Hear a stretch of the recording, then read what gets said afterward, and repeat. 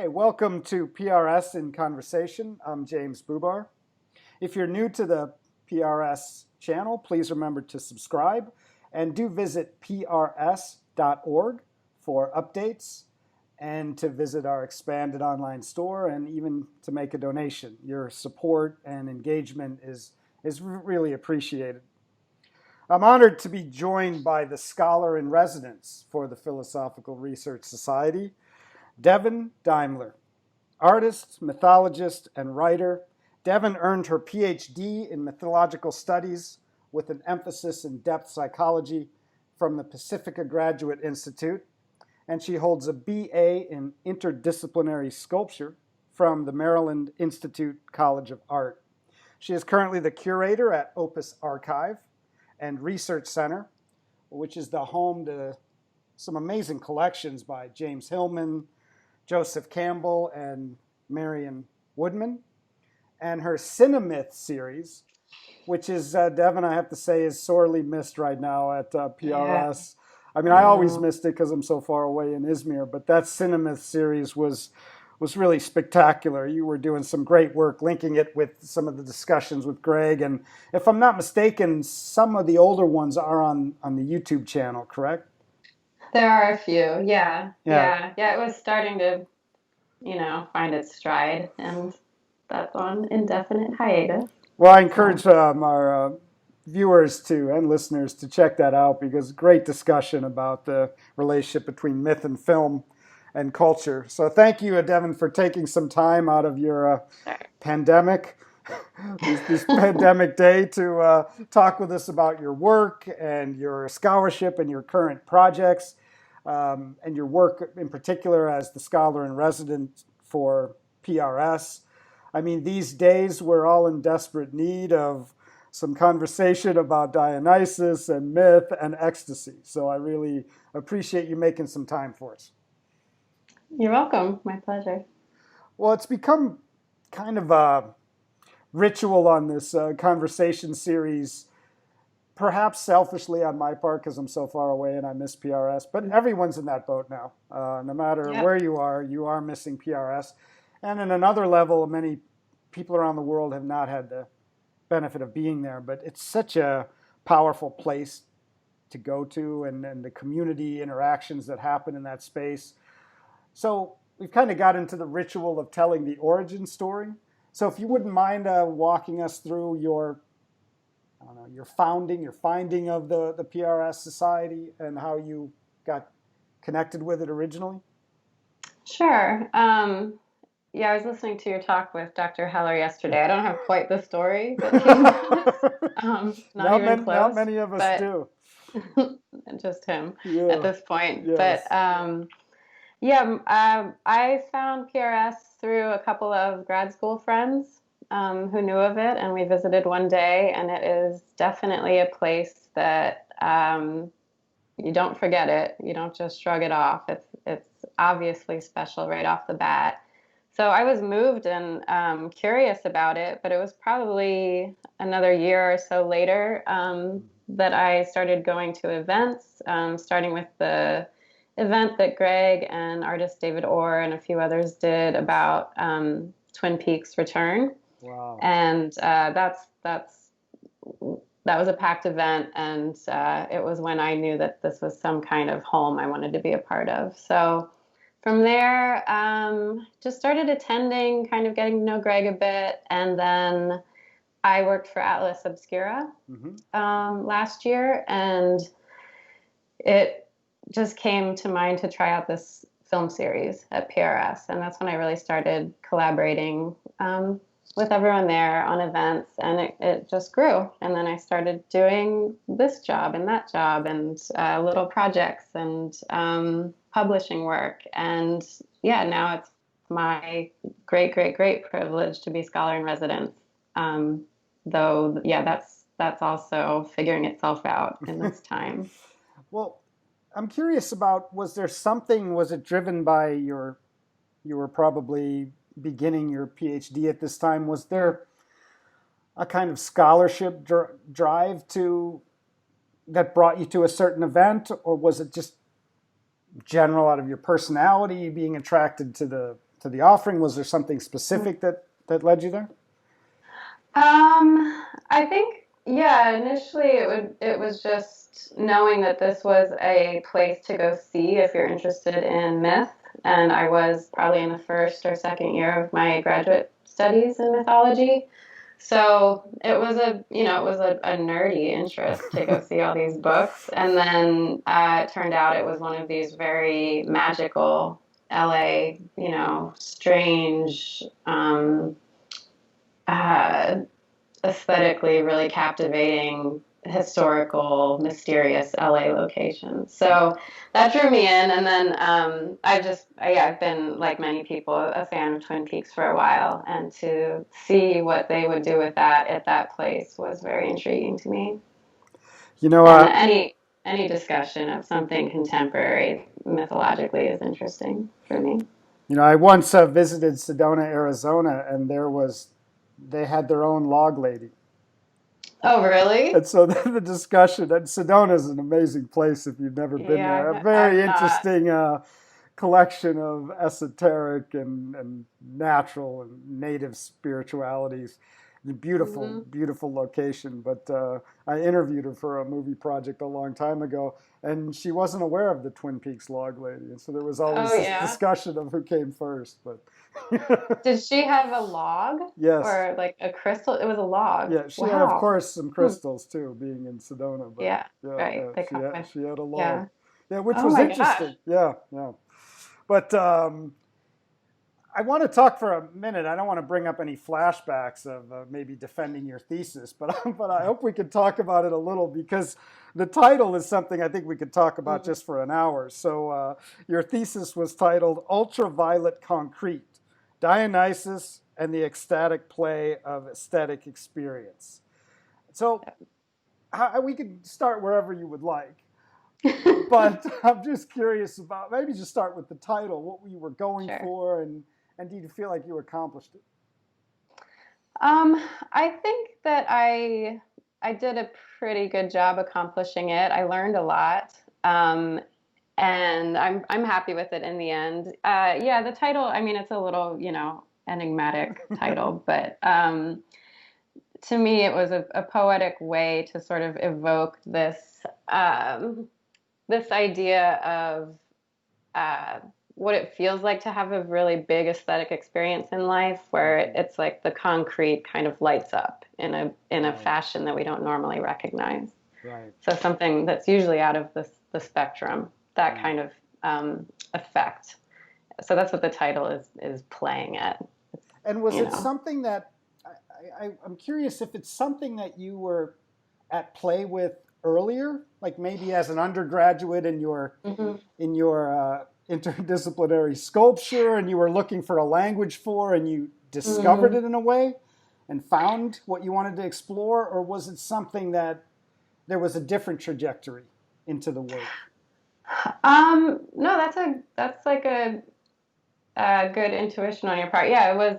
I think it's something that's been growing my whole life, and it does feel very connected to my undergraduate work. Greg always makes fun of that interdisciplinary sculpture, or I don't know, he finds it funny. But really what that means is, interdisciplinary multimedia sculpture, but really there weren't any strict rules about what kind of sculpture that people would do. It could be anything from traditional bronze work to performance art. So it was really just something that took up time and space. And it, for me especially, it was a practice of whatever medium fit the message, and that the medium is the message in a lot of ways. And I think that's also what I ended up being kind of interested in between the lines in my dissertation, is how do myth is a lot about the way things affect us, their style, their way of appearing. It's not just, a narrative or a plot, it's the how. So to me, it feels like it's if you look at my resume, it looks like it's all over the map, but to me, I see a strong thread. So, and I'm curious about how Dionysos shows up on the scene. Usually through a side door or underneath the floor, or he comes in strange ways. So I'm thinking if you were thinking about an kind of experiential aesthetic and an art practice that almost conjures this or summons this interaction, and then was Dionysus the way to help explain or deepen that? So that he kind of came later to help, or was it more Mhm. like you wanted to write about or think about Dionysus and then you made the connection? So I guess it's which Mhm. came first. I think I strongly wanted both of these things to engage aesthetics and to engage the Dionysian. And I just sort of soon realized that it felt like they went together. And then in doing all the years of research and writing and mythologizing, I really feel that they do. And I think that so yeah, I started with my favorite writer about myth and psychology is James Hillman, whose Mm-hmm. collection I work in at OPUS. And he has an essay called Thought of the Heart, in which he sort of makes this call for depth psychology to be a depth aesthetics. Mm. And I wanted to explore that and to see, how would that be mythically qualified? And so that's why I went with Dionysus to try to give like a face to this. Mm-hmm. And it turns out that he's really implied throughout um, a lot of Western philosophy. It either kind of sticks with the old Dionysian root of ritual and bodily experience Mm-hmm. and theatrical arts, or it severely tries to break from that and the sensory world. So, yeah, I found that really in any aesthetic philosophy, he's either very much named, like for Nietzsche, or kind Mm-hmm. of the language is fitting. So, and all these different characteristics he has, I was able to amplify in relationship to aesthetics. Does Yeah. that help Well, or yeah, no, confuse you? that's great because it seems like, I mean, when you talk about Hillman or even Nietzsche, who kind of set up that dichotomy of the Apollonian and the Dionysian, and somehow, like my background is literary theory and writing, and it's Mm-hmm. I don't know what happened to the word aesthetics, but it Yeah, seemed to get divorced. What I really yeah, like about your work is that you're recognizing an older tradition, but and maybe hmm it's just linguistic and since the mid 20th century, but it just seems like when you're aesthetic, it's almost like the term literary theory. I start oh, to I know. gloss Everyone over. hates it. It's like, oh, this is a mental thing, and maybe Yeah. it's the notion we have of the aesthete who's pondering the work of hmm art in the hmm museum and explaining to everyone who doesn't see the brilliance of it. But that's the complete opposite of the Dionysian experience, which is kind of Yeah. revelatory and unfolding and participatory. And and it's great that you're in that tradition trying to kind of link those back together or write about a Dionysian aesthetic as a way it relates to our experiencing of ourselves and beauty and life moments. Yeah, absolutely. But yeah, you're very right. It's a really pretentious sounding word. No one wants to hear this word, but the origins of it are really inspiring. It's really just about inspiration itself and being Yeah. moved, and um, so that's what I'm trying to sort of get back to. Yeah. Um, yeah. So what do you think happened to the word? Because when you Oh explain it God. to anybody, they understand. One of my favorite Right. artists is Nicholas Roerich, who is hmm incredible Russian artist who bolted after the revolution and spent most of Yeah. his time wandering in the Himalayas and pouring, doing tons of work, just an incredible amount of paintings. He talks about beauty as something like air, and you have to experience all the hmm time. But somehow what happened to the word aesthetic, where it became more intellectualized, maybe hmm overused in academia, because it's there in the experiencing. Everyone can talk about it, but Yeah. it's interesting how it's trying to, I don't know, be tyrannical about what you should consider aesthetic, and hmm hmm which is what your work is in response to, along with like Hillman, I think. Yes. Yeah, definitely. He got me, set on that track and chasing that word. But Yeah, I mean, as I know its history, it wasn't really utilized a ton until the 18th century, and this theorist Alexander Baumgarten sort of resurrected this word as a separate philosophical discipline about, Mm-hmm. yeah, the senses and the arts. So I guess as things went along, an art world developed and an art canon developed and art theory developed. And yeah, this happens with myth too, I think. Sure. It's really, these are the most common experiences in the world. They shouldn't be, I mean, it's great to um, really investigate things on all levels and deeply, but they shouldn't be specialized. They shouldn't be exclusive or come across that way. So, and the Dionysian is also something that really promotes, for the most part, inclusivity. And Right. so that's another reason I think that's a positive reinforcement, that Right. relationship, that these belong to everybody, you know. And Uh, at the heart, the Dionysian seems to be exploding this calcification mhm. or easy Yeah, definition or yeah. this kind of finalization where it's just that is a fixed definition and we're done. The Dionysian Hmm. seems to be Yeah. exploding all those illusions constantly. Definitely. I think that's one of its primary functions is yeah, knocking the legs out from under anything that thinks it's Right, you know. including us, yeah. And Yeah. see, we're almost done with your title. This is why I love Oh, your okay. title. Yeah. And the last one I wanted to just touch on was ecstatic play, because Mm. I'm from what I remember of my ancient Greek, which is very little, and probably got from you know, people who may not have even known ancient Greek, but ecstasis is to stand outside, correct? Yeah. Yeah. Yeah. And then it seems like you're using this postmodern in a good way notion of Mm. play, of combining Hmm. things, of forms, of a bus stop can be a place of ecstasy, you know, things that you Yeah. wouldn't have thought before, that wild inclusivity of postmodern thinking. So I'm Yeah. really, if you could talk a little bit about that notion of ecstatic play. It's not Hmm. serious, you know, but Right. it's open to everything. Everything can be ecstatic, I think. Is that Yeah. what you were going for? Yeah, totally. You have great questions. Really, Well, I you know, love when I feel I've been indoors a lot, so I could think about okay. it. Um, yeah, yeah. So it is, at first, that was a bit of a hard thing for me to grapple with, that original etymology of ecstatic and ecstasis, that it means to stand apart from yourself. But Mm, it seemed to also be this really heightened bodily experience. It's very in yourself in a way, or it's very felt.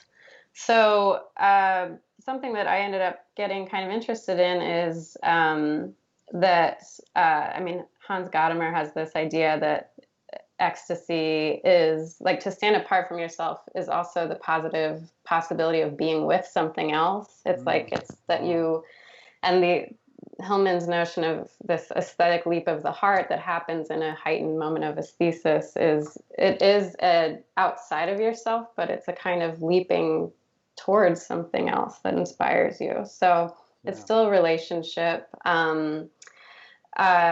So yeah, and the playful aspect of that would be, I think you kind of described it well already. That anything can kind of be animated in that way. And that's important to me. And it's also why I think Dionysos is maybe a better, more comprehensive archetype for aesthetic experience, because he's not just about beauty in like Hmm. in an Hmm. Aphroditic way. Right. Um, because aesthetic experience can come from something very horrifying or ugly, or, Right. that those things can rattle us as much and Yeah. sort of change the course of our lives as much as Yeah. something gorgeous. So, um, so yeah, this playfulness, and that word was just an important one for me to sort of hammer in the title, because of the theatrical meaning of it as well. That there's Yeah. a festivity a theatrical element to all of this. So as you worked through the thesis, were there particular surprises to you? I mean, I would Hmm. imagine there were, but Yeah. were there what surprised you when you worked that you wouldn't have thought about before? And was it? And did you also? I know you're an artist as well, so I'm wondering how you incorporated maybe your photography or your writing into the thesis work in a subjective way, or did you? Well, I mean, it, yeah, dissertation feels really, really not Dionysian to do. So Well, you have to I do the felt work. kind of like I was really following something authentic for myself that inspired me and also doing it the wrong way sometimes. But Mm-hmm. I tried to just sort of be as artistic as possible within that format, writing wise. And I decided like this is my medium right now. Mm-hmm. Mm-hmm. It's academic writing. So, um, and then what I discovered, I mean, everything was mind blowing. I really taught myself a lot of philosophy that was very useful, even just to understand the background of ideas better. My undergrad, I had a lot of postmodern philosophy, and then I went to Pacifica, where I feel like I got a classical education I never had. Right. And then through the dissertation, I feel like I really understood better this lineage of ideas that got into Jung and other people. So that was surprising, but I think my favorite discovery was this relationship between Dionysus and Hestia, which was very unlikely. Right. And there's a sort of hard to trace myth that she's the goddess of the heart and the home, and generally very opposite of Dionysus. Like she could be another, there's the Apollonian and the Dionysian, there could be the Hestian and the Dionysian, there could be all of these Interesting. pairings, but Interesting. she is perhaps said to have given up her seat on Olympus to him, and that they Wow. could have that relationship and that she could kind of take him in, and that was very inspiring to me because I feel like we hear a lot about the very sublime aspects of the Dionysian, but there's this real everyday Mm-hmm. quality too, and Yeah. and so I loved that relationship. Yeah, I want to get back to the everyday because it Hmm. seems like we need him. We need him now. But I'm Yeah. not too far from Ephesus here, Hmm. and Oh, cool. there is an amazing. I mean, the whole site is amazing. It's the second largest site of ruins outside of Pompeii, and there is an excavation of houses along the main promenade. So it'd be kind of like the 1%, how the 1% live Okay. in Ephesus. Yeah. Maybe right along, it's their Broadway or their Central Park West. And so you go in there and you can see there's 6 houses right now you can see, and there some of them the mosaics they just uncovered them and they were almost perfect still. Wow. And what's fascinating is, of course, you see Socrates on the wall, and you see some erotica in another part of the room. But in the kitchen, there is a amazing mosaic, and in the center there is Dionysus and Medusa, which is Oh very yeah. very interesting pairing. But in the kitchen, In the so kitchen too. yeah, Yeah. very and very This. very. Very extensive mosaic. I mean, it was you could tell it was a centerpiece of that house. It was just interesting the pairing with Medusa, but also it's Yeah. uh, it's I guess privileged position by being in this kitchen. It wasn't not just a place to make the food, but more of a Hmm. gathering place. And but it always fascinates me seeing those because in a way Dionysus reflects a kind of older pre-Apollo world Yeah. along with Medusa and maybe Yeah. Hestia that Yeah. was Yeah. lost or paved over. Yeah. Yeah. For sure. Literally. Yeah. Yeah, Wow. That kind of gives me chills. Yeah. I don't know. That household must have had some very good dinner parties, I think. yeah, yeah, But that's cool. I'll have to look that up. yeah. You'll have to come out south. And there's other god, Kibble or Sybil or Kibble. I mean, maybe I'm pronouncing it wrong, but she is unique to the southwestern to Asia Minor region, Hmm. which emphasizes this kind of older feminine divinity that was Yeah. kind of organized differently later on. Yeah, yeah, definitely. Yeah, it's a much more, much older, and embedded in, what we call nature now. And Right. and also, yeah, he has a lot of relationships with feminine Hmm. figures, which is interesting. Yeah. And I was Hmm. getting back to, I wanted to just ask you real quickly about, do you think it's harder than ever now to stand apart, to experience ecstasy? Because we seem to be encased in ego in a way, or ego producing mechanisms about, and Mm-hmm. which only makes it more important when you do encounter a work of art or have an experience that is Dionysian and ecstatic in that way. But do you think it's, I don't know, it sounds like a trope, it's harder now to do that. But on the other hand, Right. it is true. There's so much, passivity and images everywhere. And, Mm-hmm. so I'm just Yeah. curious. Yeah, I think there is a lot more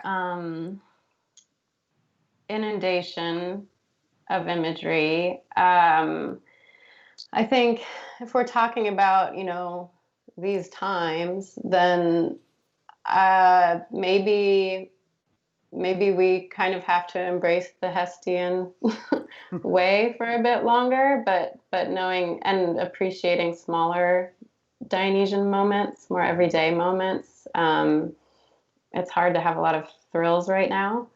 So yeah, I think it is a little complicated, but um, it finds a way. I don't know. I still continue to just get hit Yeah. with things all the time. So Yeah. And it's found a way through centuries, I would imagine, because, mhm.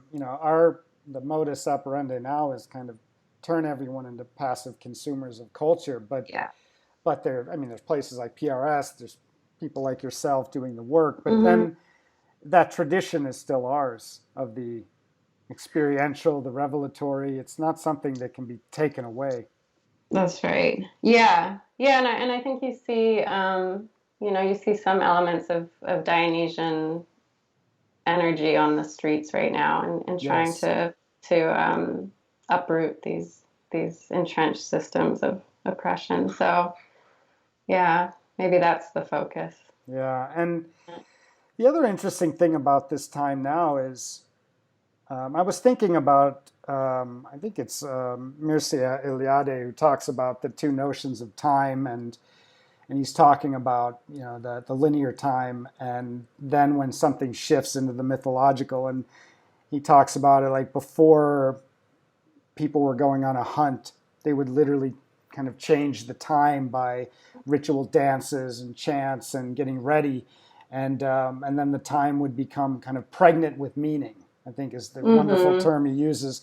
And we would have those experiences in like before concerts, let's say, when we're Yep. not in regular time. That 2 hours is not just 2 hours sitting in That's traffic. right. And there's that gathering in the darkness with strangers that even occurs in a movie. And it just got me to Mm-hmm. thinking that um, a lot of that is taken away from us right now. Maybe you have a great point with the protests and the gatherings that way, but it seems like a lot of those places that were really into that source of mythic experience or Dionysian experiences of ecstasy, whether it's, I can remember being in a film, I think I saw The Passion of the Christ, and nobody made a sound for 3 hours. And we all went through Uh-huh. something, or great concerts, or I don't know, the Burning Man or something. Right, But right. it seems like as a Gnostic, I would say the archons are at work because they're taking that away right now. And we're behind Right. screens and we're in our house. And it's just an Mm-hmm. interesting time right now. And I wonder if you thought about the state of the Dionysian seeker today. Yeah, it's a hard time to to feel totally fulfilled in that way. Yeah, I think uh, I mean, even something I'm thinking of Greg's talk that he posted recently about like any little ceremony right now Yeah. goes a long way, and I think that yeah, there are many of us who feel like we really get a lot of life out of that kind of mimetic celebration and getting ready and changing time. And I mean, even for me and lots of us, like I mean, this might sound superficial, I don't know, but like just even putting on makeup for this interview was like, okay, this is a little bit more of a ritual. Like, Yeah. um, Whereas I think for the most part, yeah, we've really dropped a lot of those, or they've been dropped from our lives, those ceremonies and things that kind of special makes time special. So I don't know, but yeah, I think that the protests are exhibiting a lot of this stuff. Otherwise, I don't know. Yeah, I don't know. I'm missing it. Yeah. yeah. I mean, There's a lot of wine drinking going on. that's So right. That's true. yeah, Which can always prompt an ecstatic experience. that's right. Yes, that's true. Um, on the one hand, I was thinking about Goethe has this great description of visiting the carnival. I can't remember if it Mm, was in Venice or it was in another town in Italy, but it's a great description of the carnivalesque of everything being reversed and yeah. it's completely opening this space of experience where the beggar becomes the king and people are Hmm. cross-dressing and they're insulting parents and like just completely complete upheaval. And so I started thinking about that and said, well, maybe I'm being too hard on us in a way because we Right. are we are in complete upheaval right now.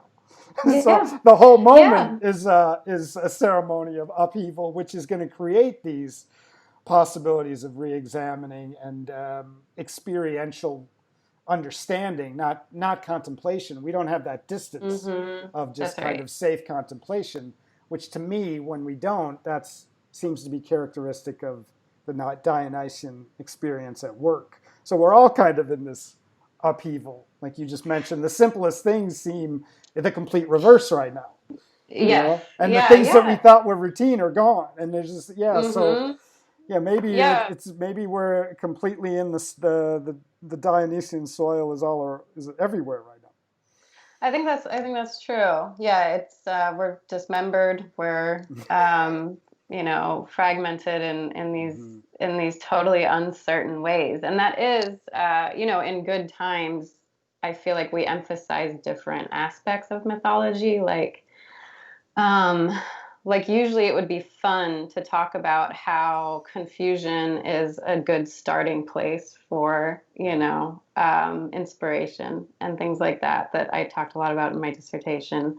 Now it feels a little less theoretical and Right, it's difficult. But it's true, it is everything's wide open now and that's Dionysian in itself. It's not fun, but he's definitely not always fun. right, So right.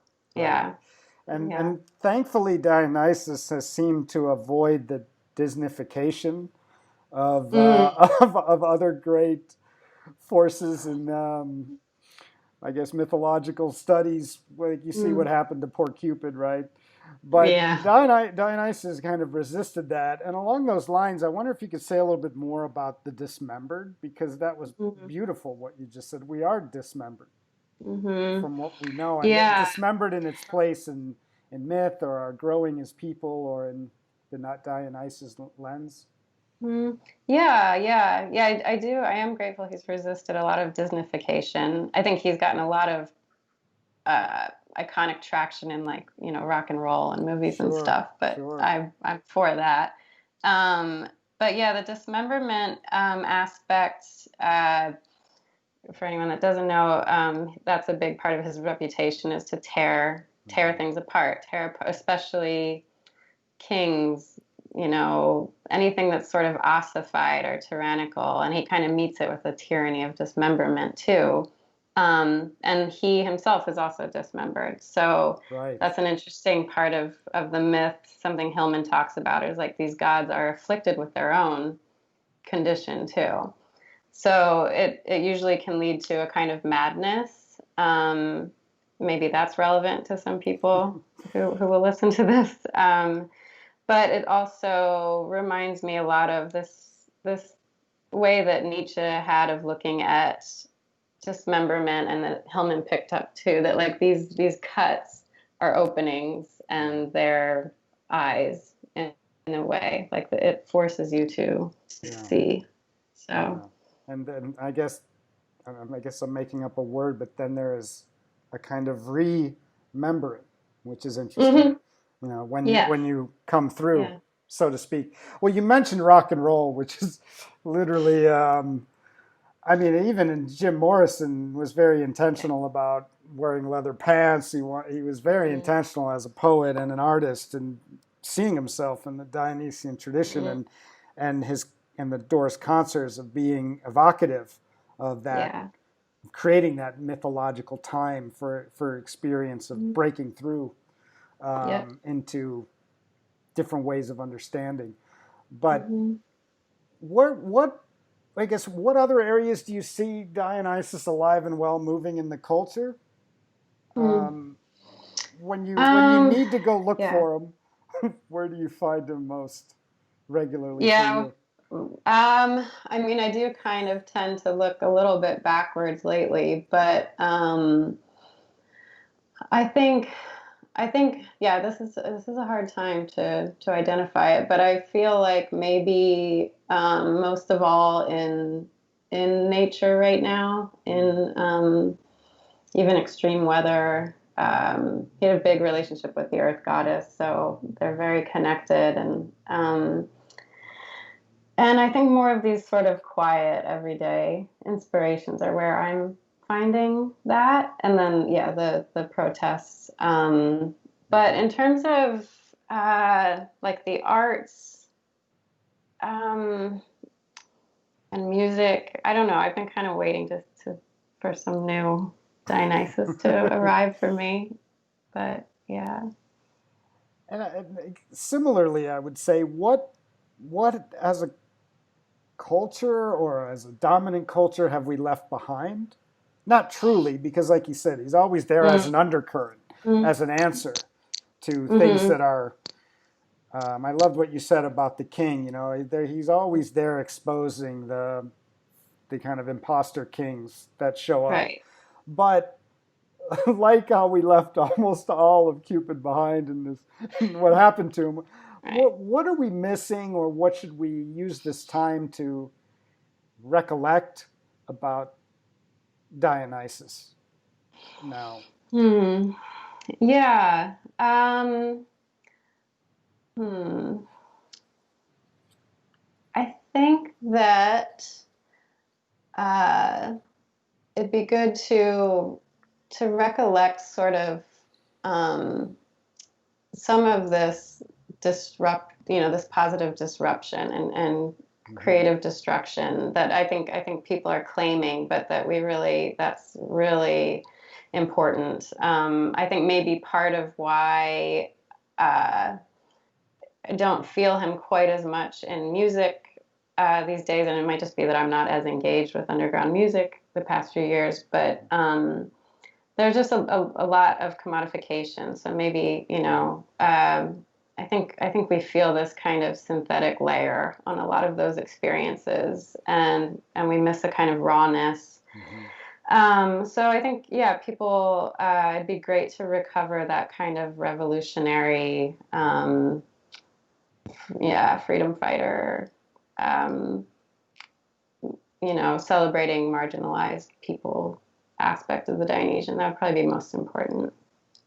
Well, I loved what you said about commodification, because that seems Mm, to be one of the tyrannical forces about, yeah. even without thinking about it, experience is being judged and how it's commodified, and it's commodified Mm, before it can be judged as an experience, and all of yeah. these things that it kind of all of a sudden puts the distance there that the Dionysian revelatory experience is trying to overthrow.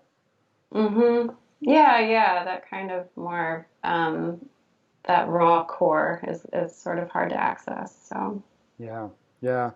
Well, speaking of accessing the raw core, I'm going to get a little nostalgic and whiny about okay. missing your Cinemyth series, but Mm, I did want to yeah. talk about that if we had a few minutes, Sure. because I mean, you had such a beautiful line on your website when you talked about films as wisdom texts, and Yeah. of sound and vision full of mythic truths. And I couldn't help but think of, I think Joseph Campbell said his best student was George Lucas. The way he learned from the hero cycle, his work on the hero, and put it into the Star Wars trilogy. But I hmm wonder if you want to talk a little bit about the Cinemyth series, or how you view films now, because one of the things that's interesting to me is part of what makes a film so powerful is that collective experiencing with Mm-hmm. strangers. And then you're experiencing a collaborative work of art, whether it's the editing or Right. the Yeah. music, or you can't pin it on any one thing. And then you can't, it's not even your own experience in a way, because it's everyone there in the room. Hmm. And it's not the same watching it at home on Netflix. So, Yeah. It's not. It's not. Yeah, I'm glad you trace it all the way back even to the making of the film itself as a kind of collaborative communal spirit. Yeah, I miss doing that too. We were trying out different formats to see what would work best. But I think it was for me it was a good opportunity to try to even even just assign myself the task of like how can I look at this film mythically mhm, generally choosing films that don't necessarily get listed in the top myth movie canon. So that's very interesting to me, and to sort of really expand the definition of what's mythic, because a movie that's very slow about domestic life is still mhm. as mythic as in any space war Right, right. saga. Um, so yeah, that was fun. The first, I decided to curate it by genre, so we would do a couple, like three Mm, movies in a genre, and I loved approaching it that way. I think it's a good way to come at myth. Um, and the first series was revisionist westerns, and that ended up being I loved it, but it was a good one for myth too because it's the western the history of Western folklore and that genre is so predicated on tall tales and like these right, kinds of right. truth and fiction, and the revisionist westerns were great because they were postmodern. They were about the need to also demythologize that myth is not just a healing enterprise. It can be very destructive. So that was fun. Then we did LA movies, and that was more collaborative with Greg. And then, yeah, then it's kind of had to drop off. But I miss it too. I'm doing a presentation this weekend for a conference about midnight movies, and Wow. that Dionysian, that was really an experience to be had together and live and in costume maybe. And Yeah. yeah, it changed a lot when VCRs came Mm-hmm. out, and Mm-hmm. now it's Netflix for us. So uh, yeah, I don't know. I still can find myself getting pretty inspired all by myself watching something on my terrible laptop. But Sure. yeah, it's nothing like being together. And that's, uh, I mean, I can always tie it back to Dionysus, but that's the movie theater is an extension of the ancient theater, which was Right. his Right. thing too. So Right. yeah. Yeah. Which I guess was an extension of the cave, right? Mm-hmm. Yeah. Yep. Yeah. And fire, telling stories around a fire. So. Yeah, I miss it, and it was so wonderful to do that in the PRS auditorium. Just Yes. felt like a Yes. very cool thing to add to that room. So at Yeah. Midnight Movies, did you look at Rocky Horror Picture Show?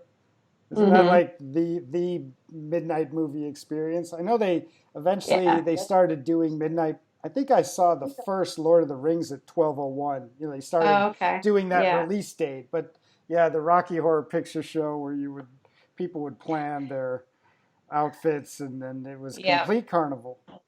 Yeah. Yeah. Complete, and it still happens.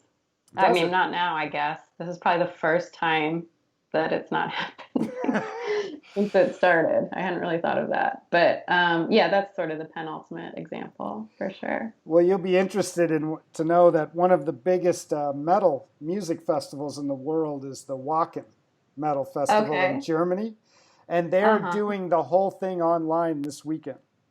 They are?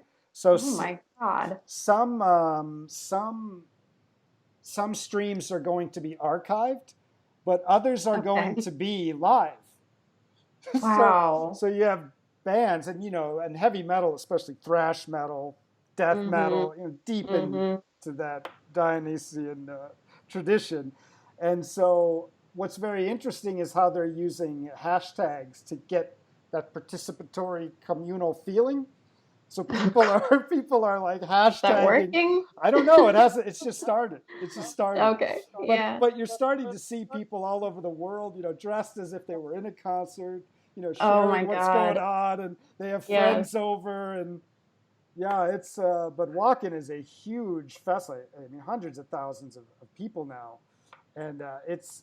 I guess that gets back to my question of where are we in this world right now where that is we're Mm-hmm. being cut off, whether it's your talk at PRS or going to a Mm-hmm. midnight movie. It's a challenge. It is, but I mean, especially the example you just cited, I mean, it really speaks to people's desire for that. They'll do whatever Yes. it takes. So that's kind of beautiful. And yeah, I think we all have to get creative about this, and we're trying, and and failing and trying again, and Yeah. so Yeah, yeah. yeah. And it is kind of nice where when all routines are upended, even the smallest things can be a journey.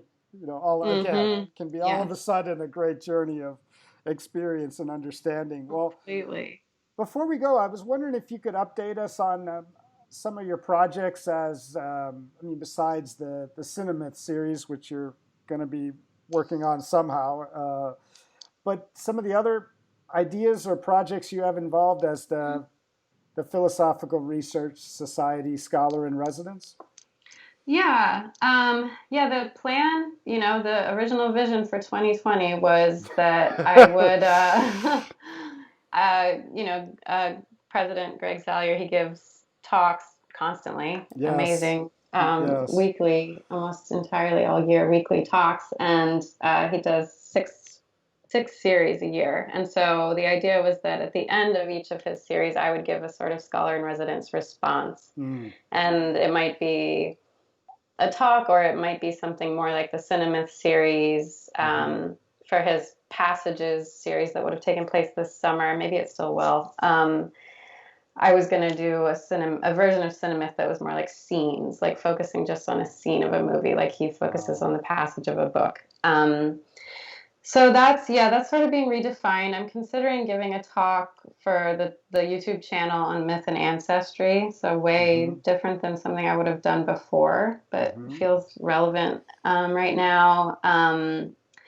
Otherwise, I've been helping to write a lot of grants, hoping to get Nice. some, much needed support, and also initiate some new curated projects and events. And then the other thing I'm working on is editing some of Manly P. Hall's work for new That's great. volumes of publication. That's Yeah, wonderful. yeah. That's wonderful. Yeah. It's a huge privilege. It's a huge task. He has so much writing, but and it's honestly pretty new to me. But yeah, I'm enjoying that. I'm excited to get further on that project, and be able to share more of that with the world in a new way. Well, I really, personally, I want to really thank you for the grant writing, which is Yeah. now more important than ever before. But also the releasing of some of Manly Hall's works that haven't been released in a while or going to be repackaged or kind of Mm, combined. That's a great project because yeah. Manly Hall wrote so much that somehow it's hard to. There's so much that people overlook in a way because they're focused, of Yeah. course, on the secret history. Yeah. But there's so much good stuff that it's exciting that you're undertaking that project to kind of share the old messages in a new way from Manly P. Hall. So thank Yeah. you. Yeah, for sure. And we're trying to sort of key into what is most important in 2020 of, Right. if we're going to put some stuff out now, what is the right thing to put out? And to curate that into volumes is really fun. But yeah, he's superhuman. So He is. it'll take a lifetime. Yeah. Yeah, yeah, but it's it's incredible work that you guys are doing, and I thank you again for taking some time. I wish you luck with that, and hope to see you in some fashion with the Cinemyth series in some Yeah. way soon, because Hopefully. was Yeah. really powerful. And I think what I liked so much about it is you were really telling the story of how to see, Mm. and that is very applicable to, I mean, reconsidering our own lives and during this time of, I feel like we're in a snow globe, and everything's been Yeah. shaken up. Some of it good, but some of our routines that have been taken from us that we've relied on. I mean, Right. and helping to see, and not just what's in front of us, but in the past, these traditions Yeah. about Dionysos and how they can not explain but expand our lives. Right. Right. It's important work. That's what I really liked about it. Did you ever see the Russian Ark? No, No, I I don't would. think. Yeah, check that out. It's Okay. uh, it's done. It's one shot. That's 90 Oh, minutes okay. long, and it goes through the Hermitage Museum Hmm. and the entire multi-century history of Russia. It's insane. Wow. Okay. Cool. And I'm one glad shot. for. I think it's like 87 minutes long, and one shot. Great. Yeah, I'm into it. it's a literal journal. Yeah, and I was going to ask you before you go, since you've had some time on your computer and maybe some time Mm. reading, although my brain didn't, I didn't read or watch as much as I thought I would when this whole thing started. So, Mm. do you have any recommendations for us that have surprised you, or any Mm. readings, anything you wanna throw out there? Gosh. Yeah, same exact thing. I can't believe how little I've read during this. Time has totally shifted. Hmm. Things that really inspired me though recently. I did love Uncut Gems. That's on Netflix, so that's something. The other thing this is just very recent, so it's what's on my mind, but that documentary Cheer on Netflix about the cheerleading Wow, no, team is I didn't see pretty it. amazing. Yeah. Wow, Yeah. yeah, I would yeah. say that. What I've been reading is stuff about, for midnight movies and I don't know, darker things like Sylvia Plath poetry. So, I don't know if I recommend it, but it's good. Well, sometimes those are more comforting now when Yeah. when things seem safe. Reading Sylvia Plath can be a little terrifying, but now Yeah. it's kind of No, it's just understandable in a new way. exactly. Yeah. This Like is Emily very Dickinson, realistic. yeah, like Mm-hmm. Emily Dickinson, same thing. Yeah, one Yeah. talk I'd love to have with you, or hear about later, much later, is that, speaking of not just on Netflix, but there's such an incredible movement of documentary films, not Mm. just in the Mm. high art of filmmaking, but it is connecting to these mythic strands that usually you see in stories, in fictional Yeah. stories. And it's just incredible how they have 6, 7, 8, 9, 10 documentary, a series of episodes in a documentary, and it's just exploded. So Yeah, you're it's very, right. You're very, right. very interesting, because it's not just that they got better at it, but Mm-hmm. it is tapping into these things of the myth in people's lives, Yes. unfolding. Yeah, totally. Something I always think about this French phenomenologist author Michel Dufresne, who writes about aesthetic experience. He has this really great line that I return to all the time. That maybe I'm combining it with the Hillman line. I don't know now, or myself, but that something real can be said through the unreal, and vice Mm, versa. That a documentary can evoke as much mythic meaning as a totally as a fantasy piece or something. right. And the fantasy epics can really speak very much just to your everyday life. So Mm, yeah, I think they're getting very good at that. Um, yeah. and yeah, that'd be fun to talk about Yeah. sometime. Well, I want to wish you with best of luck with all of your projects. Stay safe in LA. We hope we'll all be able to gather again in the not too distant future Yeah. at PRS. Now, how should listeners keep up with your work or connect with you? Is it through your website or PRS? What would you recommend? I try to be good at updating a website that I made kind of recently. So it's Hmm. just myname.com, devondeimler.com. Okay. And otherwise, if I do anything at PRS, they're really good at promoting that. So, Okay. yeah. Well, Yeah, thank you. Well, thank you again. Thank you for the recommendations and the really illuminating conversation. I'm much more inspired to go into my non-routine now than I Oh, was good, before. good. Yeah, I'm so glad. This is wonderful. Thank you. Okay, take care. We'll see you You soon. too. And for our viewers, please remember to subscribe if you have not yet subscribed to the PRS channel. And also you can visit prs.org for updates on all the events online and hopefully at some point soon in person. And check out the new expanded store. I know they've done a lot of work on that online. And of course, you can make a donation. And we really appreciate your support. And until next time, thank you very much.